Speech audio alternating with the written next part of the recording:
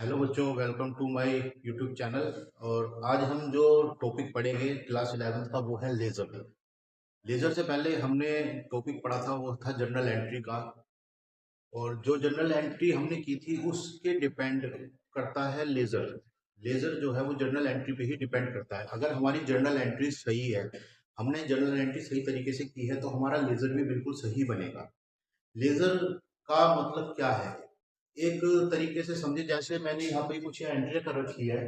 Cash to capital, furniture to cash, purchase to cash, purchase to Ram. ये सारी एंट्रियां ये मैंने जर्नल में की है। अब इसमें क्या है, अगर मैं आपको बोलूं कि मेरे को आप ये बताओ कि कितना कैश आया कितना गया, तो आप इस तरीके को देखकर आप आइडिया नहीं लगा पाओगे। आपको पता नहीं चल पाएगा कि कितना कैश आया है और कितना गया है। इस चीजों को एक सिस्टमेटिक वे में लिखने को जो हम एंट्रिया करते हैं वो लेजर होता है। इसको दूसरे तरीके से समझोगे, ये जर्नल है। जर्नल हो गया जैसे हमारा जर्नल रेल का डिब्बा, सब उसमें हर तरीके का उसमें लोग घुसा हुआ है। लेकिन लेजर में क्या होता है, हम हर एक अकाउंट को उसके पर्टिकुलर घर में भेजते हैं। जैसे कैश के लिए हम कैश का अकाउंट बनाएंगे, कैपिटल के लिए कैपिटल का अकाउंट बनाएंगे, फर्नीचर के लिए फर्नीचर का अकाउंट बनेगा। इस तरीके से इनकी एंट्री होती है। आज मैं आपको जर्नल की थोड़ी सी जानकारी दूंगा और एक छोटा सा इसका ही क्वेश्चन को मैं लेजर में एंट्री करके मैं दिखाऊंगा कि किस तरीके से हम लेजर बनाते हैं। ये मैंने जर्नल की कुछ एंट्री की है। Cash account debit to capital, furniture to cash, purchase to cash, purchase to Ram, cash to sales और सैलरी टू कैश। अब लेजर जो बनता है, लेजर बनता है हमारे हर एक अकाउंट का अलग अलग। कैश का अलग बनेगा, कैपिटल का अलग बनेगा, फर्नीचर का अलग बनेगा, परचेज का अलग बनेगा, राम का अलग बनेगा, सेल्स का अलग बनेगा और सैलरी का अलग बनेगा। अभी मैं आपको एक कैश का लेजर में बताता हूँ कि किस तरीके से कैश का लेजर बनता है और किस तरीके से इनकी पोस्टिंग जो है वो लेजर में करते हैं।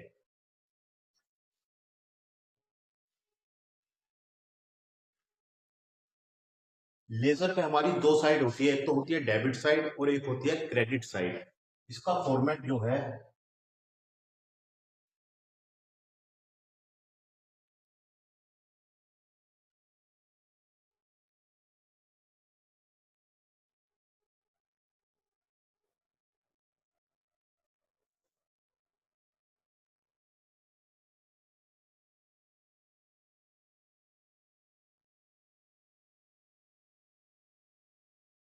ये होगी हमारी डेबिट साइड और ये होगी हमारी क्रेडिट साइड।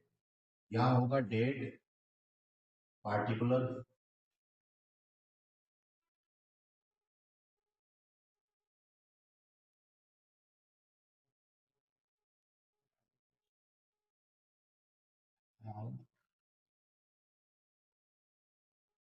पार्टिकुलर,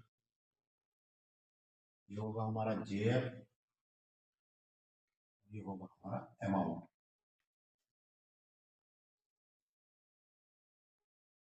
अब हम इनकी एंट्री किस तरीके से करेंगे? पहली एंट्री उठाते हैं हम, cash account debit to capital account. Cash हमारा डेबिट में है 1 लाख रुपए। यहाँ पर हम लिखेंगे 1 लाख रुपए। अब यहाँ पर क्या आएगा? अब हम लिख देंगे, जैसे बहुत से बच्चे क्या करते हैं, यहाँ पर लिख देते हैं कैश। लेकिन ये गलत है। अगर हम कैश लिख देंगे तो हमें ये पता ही नहीं चलेगा कि ये पैसा किस चीज का आया है या किस चीज का गया है। इसलिए बच्चों, यहां हमने अमाउंट लिखी और इस एंट्री में जो कैश के अपोजिट होगा वो आएगा।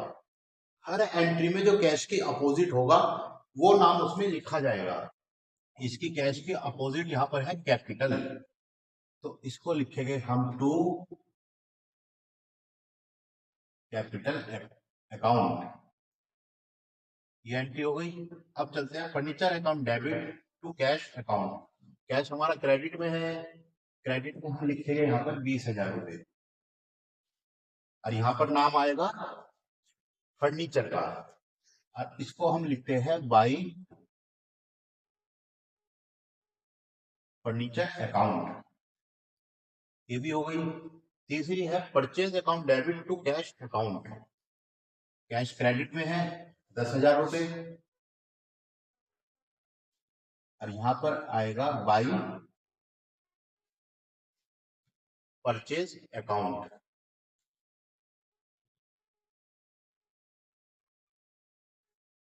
नेक्स्ट एंट्री पे चलते हैं, purchase account debit to Ram account. अब इसमें कैश नहीं है, इसलिए इस एंट्री को हम अभी छोड़ते हैं। नेक्स्ट एंट्री पे चलते हैं, cash account debit to sales account. अब कैश हमारा यहाँ डेबिट में है, तो यहाँ लिखते हैं हम 20,000 रुपए और यहाँ पर आएगा to sales account. Next entry है हमारी salary account debit to cash account. Cash again credit में आया है, यहाँ पर लिखेंगे 5,000 रुपए और यहाँ आएगा बाई सैलरी अकाउंट। कैश की हमारी और कोई एंट्री नहीं है। अब इनकी हम बैलेंसिंग करते हैं, इनको बैलेंस करते हैं।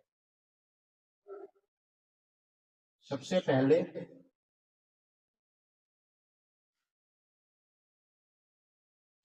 हम जो बड़ी साइट होगी हम उसको जोड़ेंगे। ये 1,00,000 है और ये 20,000 है, ये हो गया 1,20,000 रुपए। यहां पर भी सेम अमाउंट हम लिखेंगे 1,20,000 रुपए। अब बैलेंस तो हुआ नहीं है क्योंकि ये अमाउंट हमारी कम है, ये अमाउंट हमारी ज्यादा है, तो इस साइड को बैलेंस करने के लिए लिखते हैं हम बाई बैलेंस सीडी। अब 1,20,000 में से हम 20,000, 10,000 और 5,000 ये हम इसको माइनस करेंगे। 20, 30, 35, 30, ये आया 1,85,000 रुपए। इसको हम नेक्स्ट में हम यहाँ पे लिखते हैं अगले महीने के लिए। ये हमारी मंथ एंडिंग हो गई। यहाँ पे जैसे मान लीजिए हमने 31 मार्च को एंडिंग करी है, 31 मार्च को हमने कैश अकाउंट बनाया है और हमने अपना कैश का बैलेंस निकाला है। यहाँ पर हमारी डेट हो गई 31/3/24। अब जब इसको हम नेक्स्ट डे में लाएंगे तो यहाँ पर आ जाएगा 1/4/24 सॉरी टू बैलेंस बीडी 1,85,000। अगले महीने की जब हम एंट्री करेंगे तो वो यहाँ से फिर स्टार्ट हो जाएगी, इसलिए हम यहाँ पे बैलेंस बीडी लिखते हैं। बच्चों ये एंट्री आपको समझ में आई होगी और ये बहुत ही इजी चैप्टर है, इसमें ज्यादा मेहनत भी आपको नहीं करनी पड़ेगी। अगर आपने अपनी जर्नल एंट्री सही की है, आपको अपनी जर्नल एंट्री आती है, तो उसके अकॉर्डिंग आप अपना लेजर अकाउंट क्रिएट कर सकते हो। आज के लिए इतना ही है। नेक्स्ट वीडियो में मैं आपको एक बड़े क्वेश्चन के साथ और एंट्रियां मैं करनी आपको सिखाऊंगा। तब तक के लिए अपना ख्याल रखिएगा और ज्यादा से ज्यादा मेहनत कीजिएगा ताकि आपको अकाउंट्स में और कोई प्रॉब्लम ना आए।